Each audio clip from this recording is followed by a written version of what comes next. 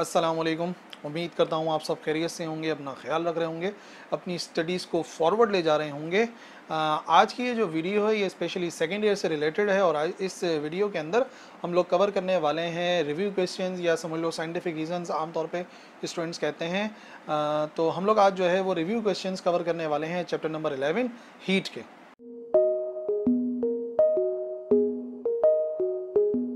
तो 11.1 देख लेते हैं। How do you distinguish between temperature and heat, give examples. तो हमें डिस्टिंग्विश करना है बिटवीन हीट एंड टेम्परेचर और with the help of example ही करना है। तो देखो पहले डेफिनेशन आपको बता दूं। Heat is the total kinetic energy of molecules of any substance. किसी भी सब्सटेंस के जो मॉलिक्यूल्स हैं उनकी जो टोटल काइनेटिक एनर्जी, उन सारे मॉलिक्यूल्स की काइनेटिक एनर्जी को मिला के जो सम आएगा, टोटल आएगा, वो होती है हीट। जबकि जो एवरेज काइनेटिक एनर्जी होती है, एवरेज का अंदर समझते ना, total divide by number of values. तो अगर average kinetic energy of molecules की बात करें तो इसके अंदर total kinetic energy divided by number of molecules of that body. ठीक है, तो डेफिनेशन तो बिल्कुल इसी तरीके से। लेकिन भाई इसको समझ लो मेरी बात। फॉर एग्जांपल एक आयरन बॉल है जो कि अच्छी खासी गर्म है, उसको हमने किसी भी तरीके से पहले गर्म किया। ठीक है, और दूसरी मिसाल है हमारे पास एक स्विमिंग पूल की। ठीक है, स्विमिंग पूल जिसमें अच्छा खासा ज़्यादा पानी भरा हुआ होता है। तो अब और वो नॉर्मल टेम्परेचर पर है। एक बॉल जिसको हमने ऑलरेडी गर्म किया हुआ था और एक है स्विमिंग पूल जिसका टेम्परेचर जो है वो नॉर्मल टेम्परेचर है। अब अगर मैं उस आयरन बॉल को स्विमिंग पूल में डिप करता हूँ तो बताइए हीट कहाँ से कहाँ ट्रैवल करेगी। ऑब्वियसली हीट ट्रैवल करेगी हॉट बॉडी से कोल्ड बॉडी की तरफ, यानी कि बॉल से स्विमिंग पूल की तरफ। तो भाई क्योंकि मैंने उसको पहले से गर्म किया हुआ था बॉल को, तो उसका टेम्परेचर ज़्यादा था। लेकिन इसका हरगिज़ मतलब ये नहीं है कि हीट जो है वो स्विमिंग पूल के पास कम है। नहीं, स्विमिंग पूल के हर मॉलिक्यूल की एवरेज तो कम है, लेकिन क्योंकि उसमें नंबर ऑफ मॉलिक्यूल्स बॉल के लिहाज से बहुत ज़्यादा हैं, तो total amount of kinetic energy of molecules swimming pool में ही ज़्यादा होगी। तो याद रखिए, अमाउंट ऑफ सब्सटेंस पर डिपेंड करती है हीट, क्योंकि नंबर ऑफ मॉलिक्यूल्स पर डिपेंड करती है, जबकि जो हीट है वो डिपेंड करती है average kinetic energy of molecules पर। 11.2 why is the earth not in thermal equilibrium with the सन।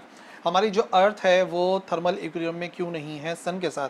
देखिए बात ये है कि हमें मालूम है कि हीट लगातार ट्रैवल कर रही है सन से अर्थ की तरफ, यानी कि जो गर्माइश हमें मिल रही है गर्मियों में स्पेशली जो महसूस हम लोग करते हैं, वो कहाँ से आ रही है, वो आ रही है सन से। ठीक है ना, तो सारी की सारी हीट जब सन से अर्थ तक आ रही है और इतना अरसा हो गया सन को और अर्थ को क्रिएट हुए हुए, तो सन से हीट लगातार अर्थ की तरफ पहुंच रही है। लेकिन फिर दोनों के दरमियान में थर्मल इक्विलिब्रियम क्यों नहीं हो पा रहा, यानी कि दोनों का टेम्परेचर इक्वल क्यों नहीं हो पा रहा। भाई ऐसा होना चाहिए ना, एक लंबे अरसे तक जब हीट सन से अर्थ की तरफ ट्रेवल करी तो दोनों का टेम्परेचर बराबर हो जाए, बट ऐसा क्यों नहीं हो रहा ये एक्सप्लेन करना है। तो देखो मैं आपको बताता हूँ। Earth is not in thermal equilibrium with the sun because हमारी जो अर्थ है वो हीट तो एब्जॉर्ब करती है। For example day time maximum amount of energy उसने एब्जॉर्ब कर ली, बट वो उस एनर्जी को एब्जॉर्ब करने के बाद रिलीज भी करती है in form of radiation, in form of conduction. वो एनर्जी इमिट भी हो जाती है हमारी अर्थ की सरफेस से। और दूसरी बात ये है कि जो हमारा सन है, सन पर लगातार न्यूक्लियर फ्यूजन के रिएक्शंस की वजह से एनर्जी बन भी रही है। तो भाई वहाँ पे एनर्जी सन पे बनती चली आ रही है, अर्थ पर जो वो एब्जॉर्ब कर रहा है वो रात के टाइम या वैसे भी रेडिएट कर भी रहा होता है। तो अगर तो ऐसा होता कि वो सारी की सारी सिर्फ एब्जॉर्ब कर रहा होता तब यकीनन थर्मल इक्विलिब्रियम के अंदर आ जाता, बट थर्मल इक्विलिब्रियम में इसमें इस वजह से नहीं आ रही है अर्थ और सन, क्योंकि हीट एब्जॉर्ब करती है अर्थ सन से, बट वो उसको रिलीज भी कर देती है इन डिफरेंट फॉर्म्स। 11.3 इस temperature is a macroscopic concept. क्या टेम्परेचर एक मैक्रोस्कोपिक कॉन्सेप्ट है? अब सबसे पहली बात ये कि आपको डेफिनेशन समझ में आनी चाहिए माइक्रोस्कोपिक कॉन्सेप्ट की और मैक्रोस्कोपिक कॉन्सेप्ट या क्वांटिटीज़ की। देखो वो तमाम की तमाम क्वांटिटीज़ जिनको लैब में हम डायरेक्टली मेजर कर सकते हैं, वो तमाम की तमाम फिजिकल क्वांटिटीज़ जिन्हें हम डायरेक्टली मेजर कर सकते हैं, वो मैक्रोस्कोपिक क्वांटिटीज़ कहलाती हैं। फॉर एग्जाम्पल टाइम हम डायरेक्टली मेजर कर सकते हैं with the help of stop watch. For example हम मास मेजर कर सकते हैं with the help of physical balance. For example हम टेम्परेचर मेजर कर सकते हैं with the help of thermometer. ये सब मैक्रोस्कोपिक क्वांटिटीज़ की मैं बात कर रहा हूँ, ठीक है, जिनको हम डायरेक्टली लैब में मेजर कर सकते हैं। बट कुछ क्वांटिटीज़ ऐसी होती हैं जो माइक्रोस्कोपिक होती हैं और उनको हम लैब में डायरेक्टली मेजर नहीं कर सकते। फॉर एग्जाम्पल डेंसिटी को हम लैब में डायरेक्टली मेजर नहीं कर सकते। किसी ना किसी और मेथड के ज़रिए प्रैक्टिकल परफॉर्म करने के बाद फॉर्मूले वैल्यूज़ पुट करते हैं, तब जाके हमारे पास आंसर आता है डेंसिटी का, क्योंकि वो एक माइक्रोस्कोपिक कॉन्सेप्ट है कि मॉलिक्यूल्स कितने एक दूसरे से क्लोज हैं, कितने एक दूसरे से फार हैं। ठीक है, तो माइक्रोस्कोपिक वो जिन्हें हम डायरेक्टली मेजर नहीं कर सकते, मैक्रोस्कोपिक वो जिन्हें हम डायरेक्टली मेजर कर सकते हैं। तो सवाल ये है कि क्या टेम्परेचर एक मैक्रोस्कोपिक कॉन्सेप्ट है? तो याद रखिए टेम्परेचर एक मैक्रोस्कोपिक कॉन्सेप्ट है, क्योंकि उसे हम लैब में डायरेक्टली मेजर कर सकते हैं with the help of thermometer. 11.4 It is observed that when a mercury in glass thermometer is put in a flame, the column of mercury first descends and then rises. Explain. भाई लिखा हुआ है question के अंदर कि जब भी हम हीट देते हैं ग्लास थर्मामीटर को जिससे मरकरी भरा हुआ होता है, तो सबसे पहले देखा गया है कि मरकरी का जो लेवल है वो पहले नीचे की तरफ जाता है और फिर थोड़ी देर के बाद वो ऊपर जाना शुरू होता है। तो ऐसा क्यों होता है? देखो एक्चुअली होना क्या चाहिए, होना ये चाहिए कि हमें पता है कि जब हीट मिलती है लिक्विड्स को तो वो एक्सपेंड होते हैं, तो जैसी मरकरी को हीट मिलती है वैसी मरकरी को एक्सपेंड होना चाहिए। लेकिन यहाँ पे एक अजीब गरीब सी बात है कि मरकरी पहले डिसेंड हो रहा है, फिर वो असेंड हो रहा है, यानी कि पहले नीचे की तरफ जाता है थोड़ा सा लेवल और फिर ऊपर की तरफ जाता है। तो ऐसा क्यों होता है? तो भाई उसका रीज़न ये है कि सबसे पहले जो हीट मिलती है, अगर एक गिलास ट्यूब के अंदर मरकरी मौजूद है तो पहले हीट मिलेगी गिलास को। जब पहले हीट मिलेगी गिलास को तो पहले कौन एक्सपेंड होगा? पहले गिलास एक्सपेंड होगा। तो अगर गिलास एक्सपेंड होगा तो अपने आप उसमें जो मरकरी का लेवल था, एक लिक्विड का लेवल था, वो अपने आप डाउन हो जाएगा, क्योंकि पहले वो पतला सा था तो लेवल ऊपर था। ठीक है, अब वो गिलास थोड़ा सा एक्सपेंड हो गया है तो पहले मरकरी का लेवल थोड़ा सा नीचे आएगा, और जैसे ही हीट गिलास के बाद मरकरी तक पहुंच जाएगी, क्योंकि गिलास कोई अच्छा कंडक्टर नहीं है हीट का, तो वो काफ़ी देर में हीट को ट्रांसफ़र करेगा मरकरी तक। तो फिर होगा ये कि पहले वो खुद एक्सपेंड होगा, फिर जब हीट पहुंच जाएगी मरकरी तक तो हम देखेंगे कि फिर मरकरी भी एक्सपेंड होगा, क्योंकि हीट मिलने पे चीज़ें एक्सपेंड होती हैं। ये तो इस चैप्टर के अंदर उन्होंने स्टडी किया ही है। तो याद रखिए यही वो रीज़न है जिस वजह से पहले जो मरकरी का लेवल है गिलास थर्मामीटर के अंदर वो डिसेंड होता है और फिर ऊपर की तरफ जाता है। 11.5 Is it correct that unit for specific heat capacity is meter square second minus square और डिग्री सेल्सियस इनवर्स?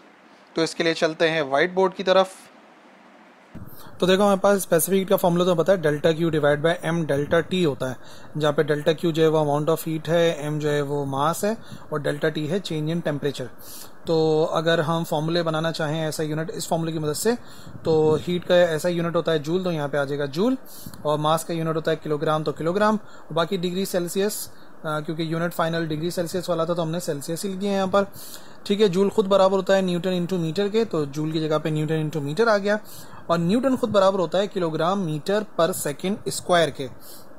तो यहाँ पर किलोग्राम से किलोग्राम हो जाएगा कैंसिल, ठीक है, मीटर मीटर मल्टीप्लाई हो जाएंगे, मीटर स्क्वायर हो जाएगा, और बाकी हमारे पास फॉर्मूला बन जाएगा मीटर से मीटर मल्टीप्लाई होकर क्या बन जाएगा, ये बन जाएगा मीटर स्क्वायर, बाकी अपॉन में सेकंड का स्क्वायर लिखा है ऊपर लाएंगे तो सेकंड माइनस स्क्वायर हो जाएगा, और बाकी डिग्री सेल्सियस भी अपॉन में लिखा हुआ है तो वो भी हो जाएगा degree Celsius inverse. 11.6 what is the standard temperature? तो स्टैंडर्ड टेम्परेचर क्या है, सिर्फ क्वेश्चन पूछा गया है। तो स्टैंडर्ड टेम्परेचर याद रखिए आइस पॉइंट है, उस वो पॉइंट जहाँ पर वाटर जो है वो आइस में कन्वर्ट हो जाता है, और वो 0 डिग्री सेल्सियस, या अगर केल्विन के अंदर पूछा जाए तो वो बराबर होता है 273 केल्विन के। 11.7 When a block with a hole is heated, why does not the material around the hole expand into the hole and make it small? तो भाई सवाल ये है कि एक ऑब्जेक्ट है जिसमें एक हमने होल किया हुआ है, तो जब हम उसे हीट करते हैं तो वो वहाँ से मटेरियल क्यों नहीं एक्सपेंड होकर उस होल को बंद कर देता है? ठीक है, ऐसा क्यों नहीं होता? और फिर अगर पूछा जाए कि क्या होता है, तो याद रखिए मैं आपको बता दूं, वो होल और बड़ा हो जाता है, ना कि वो पूरा का पूरा कंप्रेस हो जाए हीट मिलने की वजह से। उसकी वजह मैं बताता हूँ।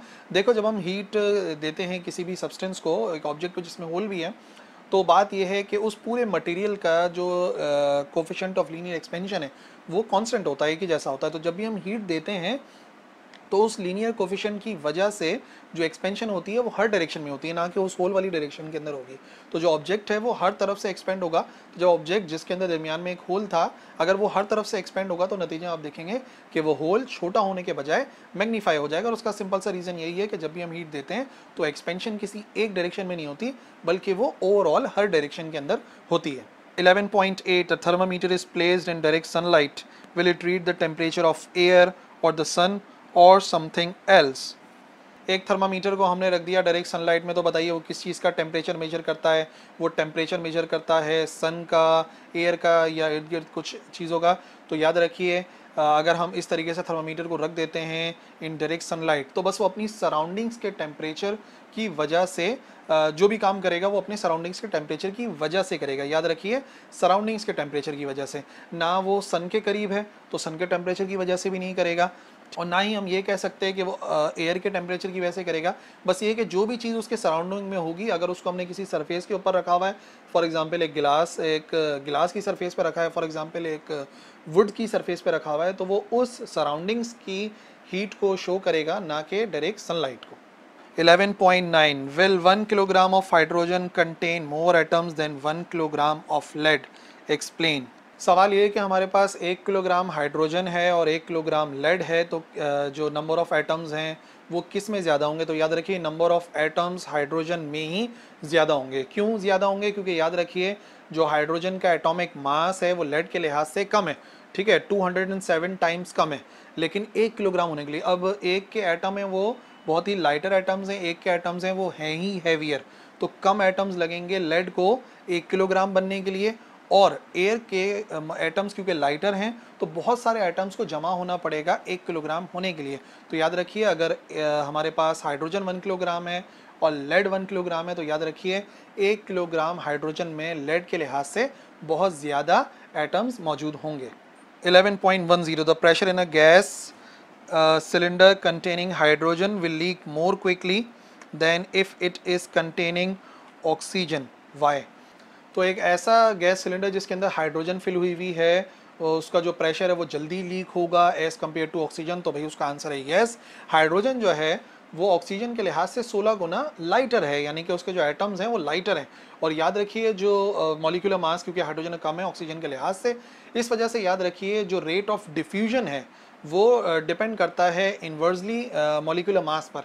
तो जिनका मास ज़्यादा है उनका रेट ऑफ डिफ्यूजन कम होता है, और जिनका मास कम है उनका रेट ऑफ डिफ्यूजन ज़्यादा होता है। तो याद रखिए प्रेशर बहुत जल्दी लीक होगा एक ऐसे गैस सिलेंडर से जिसमें ऑक्सीजन भरी हुई है एज़ कम्पेयर टू एक ऐसा सिलेंडर जिसमें फिल हुई हुई थी oxygen. 11.11 What are some factors that affect the efficiency of automobile engine? तो सवाल ये है कि जो efficiency of engine of automobile है वो किन फैक्टर्स पर डिपेंड करती है? तो याद रखिए वो डिपेंड करती है 3 फैक्टर्स पर। पहला factor temperature of hot reservoir, जो हॉट रेजरवायर है उसका टेम्परेचर जितना ज़्यादा होगा एफिशिएंसी उतनी ज़्यादा होगी, और हॉट बॉडी या हॉट रेजरवायर का टेम्परेचर जितना कम होगा एफिशिएंसी उतनी कम होगी। सेकेंड डिपेंड करता है टेम्परेचर ऑफ कोल्ड रेजरवायर, जो कोल्ड रेजरवायर है उसका टेम्परेचर कितना है। तो कोल्ड रेजरवायर का टेम्परेचर जितना कम होगा एफिशिएंसी उतनी ज़्यादा होगी। और तीसरा डिपेंड करता है फ्रिक्शन लॉसेस पर, जो कि ज़ाया हो जाती है अमाउंट ऑफ हीट, उस पर डिपेंड करता है। अमाउंट ऑफ हीट जितनी ज़्यादा ज़ाया हो रही होगी उतना आप देखेंगे जो एफिशिएंसी ऑफ ऑटोमोबाइल इंजन है वो हो जाएगी कम। 11.12 What happens to the temperature of a room in which an air conditioner is left running on a table in the middle of the room? तो सवाल ये है कि एक एयर कंडीशन को एक रूम के अंदर हमने दरमियान में या कहीं पे भी रखी हुई एक टेबल पे रखा हुआ है और उसको हमने चलाया हुआ है, तो फिर क्या इफेक्ट पड़ेगा टेम्परेचर ऑफ दैट रूम पे? तो याद रखिए भाई बात ये है कि जो यहाँ पे बात हो रही है स्प्लिट की नहीं हो रही है, यहाँ पे बात हो रही है नॉर्मल जो एयर कंडीशंस हैं उनका प्रोसेस ये था कि वो फ्रंट से अपने हीट को एब्जॉर्ब करते थे और जो बैक थी वहाँ से रिलीज़ करते थे। तो अगर एक जो एयर कंडीशन है उसको हमने एक टेबल के ऊपर रखा हुआ है और उसको हमने चलाया हुआ है, तो वो उसी रूम से हीट को एब्जॉर्ब करेगा और बैक से उसी रूम के अंदर हीट को रिलीज कर देगा। तो बात यह कि सिर्फ जो है वो यहाँ पे कन्वेक्शन करंट से बन जाएंगे, हीट रिलीज हो रही मतलब एब्जॉर्ब हो रही है फ्रंट से, बैक से रिलीज हो रही है, यानी कि उसी कमरे के अंदर जा रही है।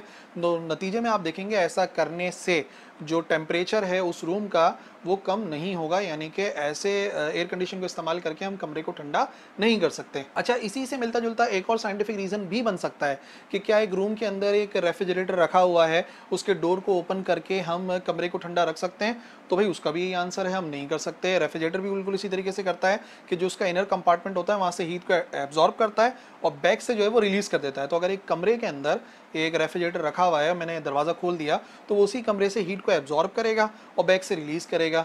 तो ऐसा करने से भी हम रूम के टेम्परेचर को कम नहीं कर सकते। 11.13 When a sealed thermos bottle full of hot coffee is shaken, what are the changes, if any? The temperature of the coffee and the internal energy of the coffee.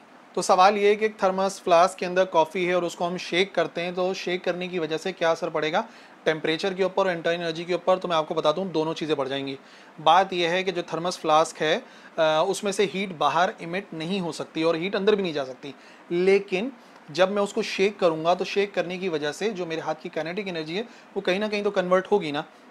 और दूसरी बात यह है कि कॉफ़ी जब शेक होगी तो वो जो इंटरनल वॉल्स हैं उनसे लिक्विड जो है वो बार बार टकराएगा, जब टकराएगा तो फ्रिक्शन की वजह से उसमें उसका जो टेम्परेचर है और जो इंटरनल एनर्जी है उसमें इजाफा हो जाएगा। तो याद रखिए अगर हम शेक करते हैं थर्मस बॉटल को जिसमें कॉफ़ी भरी हुई है, तो शेक करने की वजह से उसको हम गर्म कर सकते हैं, उसके टेम्परेचर को बढ़ा सकते हैं, इंटरनल एनर्जी को भी बढ़ा सकते हैं।